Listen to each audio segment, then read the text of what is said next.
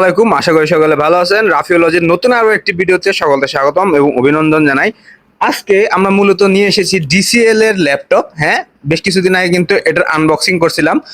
ওই ভিডিওটিতে প্রায় 1000-এর মতো ভিউ আসছে। তো ভাবলাম কেননা এটার একটা ওভারঅল ভিডিও বানানো যাক। এই ভিডিওটা মূলত তাদের জন্যই বানাবো যারা মূলত ডেডিকেটেড ভাবে ল্যাপটপ কিনতে যাচ্ছেন, বিশেষ করে ডিসিএল কেনার আগে অনেকেই ইউটিউবে সার্চ করে দেখে নেয় যে কেমন হবে ল্যাপটপটি। এই ল্যাপটপ দিয়ে কি ধরনের কাজ করতে পারবেন, বেশ কিছু ধরনের টেস্ট কন্ডাক্ট করব। তার মধ্যে প্রথম হচ্ছে ক্রিস্টাল ডিস্ক, মানে আর কি এটার যে এসএসডি রয়েছে, এসএসডি দিয়ে কিভাবে কত পরিমাণ স্পিডে গেইন করতে পারবেন, ফাইল ট্রান্সফার করতে পারবেন। আর সিনেবেন্স R23 দিয়ে টেস্ট করব। আর ওভারঅল ভার্ডিক্ট দিব আমার এই ল্যাপটপ নিয়ে। সো মূল ভিডিওতে চলে যাওয়া যাক।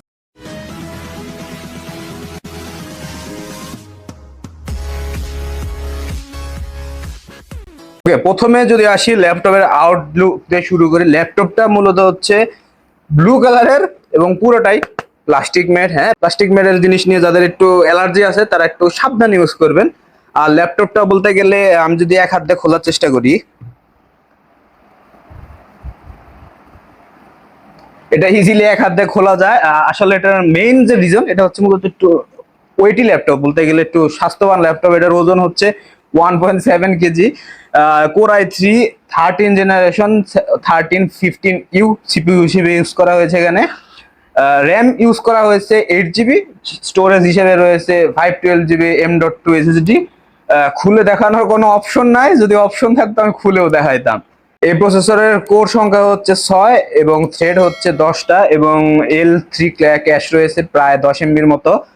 আর বলে রাখা ভালো, এইটার ভিতরে কোনো ইন্টিগ্রেটেড গ্রাফিক্স কার্ড দেওয়া নাই। ইন্টেলের ইউএসডি গ্রাফিক্স কার্ড তারা ইউজ করছে মোটামুটি বেসিক কাজকর্ম করার জন্য পারফেক্ট। ওকে, এবার ফিজিক্যাল ডেসক্রিপশন যদি দেই, আমরা যদি ল্যাপটপটি বন্ধ করি, তো এখানে আমরা ডান সাইড থেকে শুরু করি। ডান সাইডে আমরা দেখতে পাচ্ছি, প্রথমে দেখতে পাচ্ছি ইউএসবি টাইপ সি পোর্ট একটা ইউজ করছে। এখানে ইউএসবি 3.0 পোর্ট তারা ইউজ করছে দুইটা। এইচডিএমআই 2 না 1 জানি না। আর এখানে একটা ইথারনেট পোর্ট ইউজ করছে ফর ইন্টারনেট কানেক্টিভিটি। আর এখানে এই পাশে যদি আসি, এখানে হচ্ছে তারা চার্জিং এর জন্য একটা ডিসি পোর্ট ইউজ করছে। আর এখানে যে ভেন্টে দেখতে পাচ্ছেন, এটা হচ্ছে এক্সস্ট ভেন্ট।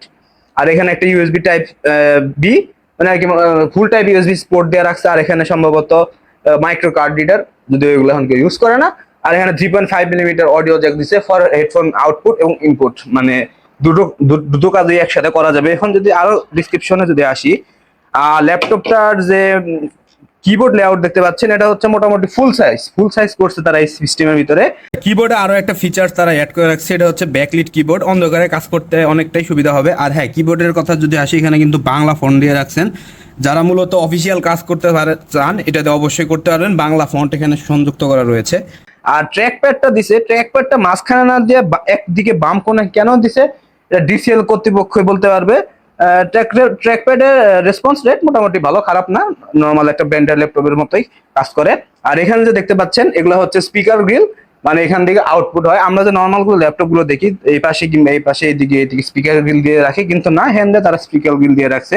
জুম করলে দেখা যায় কিনা জানি না, এখানে একটা ফুটা, প্রায় ফুটা মেশ টাইপের। আর এইখানে আরো একটা ফুটা তারা ইউজ করছে মূলত স্পিকারের আউটপুট হিসাবে। আর এখানে হচ্ছে পাওয়ার বাটনের ইন্ডিকেশন হিসেবে এখানে 3টা বাতি জ্বলে। এটা হচ্ছে পাওয়ার যখন সবসময় অন থাকবে, সবুজ কালার বাতি। এটা সম্ভবত ব্যাটারি ইন্ডিকেশন। আর এটা যে কি তাও জানি না, এটা জ্বলতেছেও না, বলতে পারলাম না, থেকে জ্বলতেছে, একবার নিতেছে। যাই হোক, সো এই হচ্ছে ক্রিস্টাল ডিস্ক ইনফো দিয়ে এসএসডির স্পিড মাপলাম।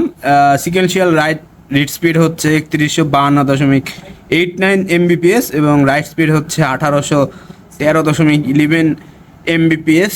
মোটামুটি জেন 3 এসএসডি হিসেবে খারাপ না, চলার মতো স্পিড, মোটামুটি অ্যাভারেজ, বেশি আহামরিও না, এর থেকে আর বেশি এক্সপেক্ট করা যায় না যদি। আচ্ছা, আমরা এখন সিনেবেন্স R23 দিয়ে এটার এখন বেঞ্চমার্ক টেস্ট করা শুরু করছি। দেখা যাক কত সময় নেয়। এখন 6:30, বিকাল 6:30টায় শুরু হলো, যেহেতু এটা কোর i3 প্রসেসর 6 কোর 8 থ্রেডের। দেখি কত সময় নেয় সিঙ্গেল কোরের, তারপরে মাল্টি কোরের নিয়ে আপনাদের রেজাল্টটা দেখাবো। ওকে, আমরা এখন সিনেমেন্স R23 এখানে রান করতেছি। সিঙ্গেল করে টেস্ট দিছি, অনেক সময় লাগবে যা বুঝতেছি। অলরেডি 5 মিনিট চলে গেছে। এখানে প্রায় 64°C হিট করছে। আর এখান দিয়ে বেশ ভালো পরিমাণ হিট আমি টের পাচ্ছি, গরম হয়ে যাচ্ছে জায়গা। ওকে, আমরা সিঙ্গেল কোর টেস্টে পাইছি 48 PTS। আর যদি টেম্পারেচারের কথা বলি, টেম্পারেচার এখানে সর্বোচ্চ হিট করছিল ইপি করে 83 এবং ই করে 71 ডিগ্রি সেলসিয়াস। এখন আমরা মাল্টি কোর টেস্টিং দিব। স্টার্ট এখান থেকে আমরা শুরু করছিলাম 6:30, এখন বাজে 7:09, প্রায় 40 মিনিটের কাছাকাছি লাগছে সিঙ্গেল কোর টেস্ট করতে। এখন আমরা মাল্টি কোর টেস্ট দিব। তো চলুন আবার শুরু হলো, কত সময় যে লাগবে আল্লাহই জানে। আচ্ছা, আমরা এখানে মাল্টি কোর টেস্ট করতে পারতেছি না কারণ এখানে ভিরাম এর শর্টেজ দেখাচ্ছে। এখানে একটা এরর মেসেজ আসছে, এটা হচ্ছে about rendering due to the following error, fail to abstract. এটা চ্যাটজিপিটি করে যা বুঝতে পারলাম, এটা হচ্ছে ভি রঙের আর কি, ভি র্যামের সংকটের কারণে। এটা যেহেতু কোরাই 3 ল্যাপটপ, এটার কোর সংখ্যা 6 মাত্র, আর এটা মোটামুটি একটা লেটেস্ট জেনারেশনেরই, এটাতে ভি র্যামের অভাব রয়েছে। আর সিনেবেন্স R23 কিন্তু একটা ভারী সফটওয়্যার, এটা মূলত রান করতে গেলে মোটামুটি লেভেলের একটা জিপিইউ লাগে, যা এই ল্যাপটপে নাই। এই সংখ্যা দেখেই বুঝতে পারছেন যে এটাতে ভারী ধরনের কাজ করা যাবে না। সো ভারী ধরনের কাজ করা রিপিট করতে হবে। যে S23 আলট্রার কিছু 4K ভিডিও শুট করছি, মূলত এই ভিডিওরই এটাতে আমরা এখন এডিট করার চেষ্টা করবো, এডিট করে 4K তে রেন্ডারিং দিব, দেখা যাক এটার কি পরিমাণ পারফরমেন্স দেয়। আমরা তো সিনেবেন্স R23 তে সিঙ্গেল কোর ছাড়া নিতে পারলাম না, দেখা যাক এটা এখন কি করি। আসসালামু আলাইকুম, আশা করি সকলে ভালো আছেন। রাফিওলজির নতুন আরো একটি ভিডিওতে সকলকে স্বাগতম এবং অভিনন্দন জানাই। আজকে আমরা মূলত নিয়ে এসেছি TCL এর ল্যাপটপ। হ্যাঁ, বেশ কিছুদিন আগে কিন্তু এটা সাউন্ড কোয়ালিটি খারাপ না। আসসালামু আলাইকুম, আশা করি সকলে ভালো আছেন। ওকে, আমরা এখন চলে আসছি মূল ভিডিওতে। তো প্রথমে বলে নেই, ল্যাপটপটি পুরোটাই প্লাস্টিক ম্যাট। ভিডিও এডিট করে মজা পাওয়া যাবে। প্লাস্টিক ল্যাপটপ চালাতে ভয় লাগে তাদের বলবো ল্যাগ টেক করতেছ না, ল্যাগ করে না। 4K এডিট, এটা সব 4K ভিডিও। আমি উঠাই ইঞ্জিন যে এখানে দেখতে পাচ্ছেন।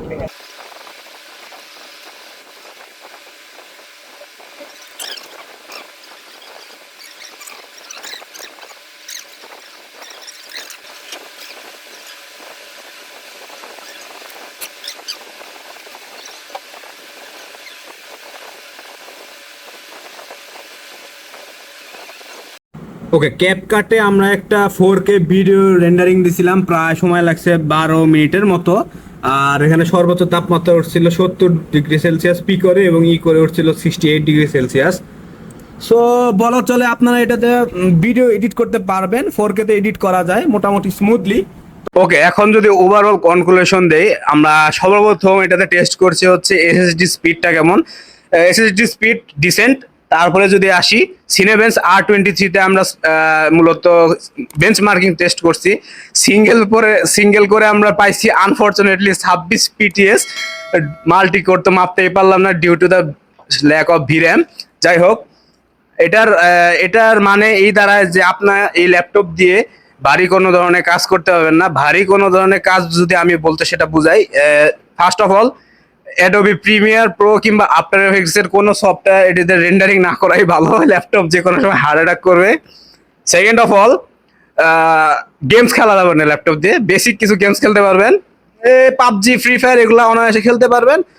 যদি খেলতেই চান সেক্ষেত্রে চেষ্টা করবেন, এটা যেহেতু 8 জিবি র্যাম স্টক ল্যাপটপ, একটা 8 জিবি র্যাম স্টিক লাগিয়ে নেবেন। যদিও এটার মধ্যে এক্সট্রা র্যাম স্লট আছে কিনা জানি না, কারণ খুলতে পারি নাই। আর সেকেন্ড অফ অল, এটাতে 4K ভিডিও এডিট করা যায়, আমি কইরা দেখাইছি, কিন্তু ক্যাপকাটে করা যায়। অ্যাডোবি প্রিমিয়ার প্রোর সাথে যেহেতু আমি ইউজ টু না, সেক্ষেত্রে সেটা বলতে পারছি না। আর হ্যাঁ, এই ল্যাপটপটা কাদের জন্য? যারা মূলত অফিস পার্সন কিংবা স্টুডেন্ট, বেসিক ধরনের কাজকর্ম যেমন অফিস, এক্সেল, পাওয়ার পয়েন্টের স্লাইড বানানো, এগুলোর জন্য এই ল্যাপটপ বেস্ট। কোরাই 3 যেহেতু দিচ্ছে, এগুলোর জন্য বেস্ট। গেম খেলতে যায় না, বেসিক মুভি দেখা, টুকিটাকি কাজকর্ম করার জন্য অল দ্য বেস্ট এই ল্যাপটপ। আর তাছাড়া ভারী কোনো কাজের জন্য মোটেও রেকমেন্ডেড না। আর এই ল্যাপটপগুলা বাজারে কিনতে গেলে আপনি যদি দেখা যায় যে এগুলো হয় কি, আসলে স্টুডেন্টরা যখন এই ল্যাপটপগুলো দেয়, তারা এই স্টুডেন্টরা মূলত এই সমস্ত ল্যাপটপ রাখে না, সাথে সাথেই তারা সেল করে দেয়। অনেকে আবার রাখে সেকেন্ড হ্যান্ড একটা ডিভাইস হিসেবে, মানে আর কি সেকেন্ডারি ডিভাইস হিসেবে অনেকে ইউজ করে ল্যাপটপগুলা। অনেকে দেখা যায় সে ল্যাপটপগুলো সেল করে দেয় 30 থেকে 32 হাজার টাকার মধ্যে হলে আপনি এরকম একটা brand new box still pack laptop পেয়ে যাবেন। সেক্ষেত্রে যদি ড্যাফোডিল স্টুডেন্টের কাছ থেকে নিয়ে থাকেন, আর যদি ব্র্যান্ড নিউ কিনতে যান, সেক্ষেত্রে আইটিভি ভবনের 2 তলায় ডিসিএল কম্পিউটার আছে, তাদের কাছ থেকে যোগাযোগ করে কিনতে হবে। যদি ফার্স্ট পার্টির কাছ থেকে কিনতে যান। আর হ্যাঁ, ল্যাপটপটার মোটামুটি বিল্ড কোয়ালিটি সলিড লাগছে, কিন্তু প্লাস্টিক বিল্ড।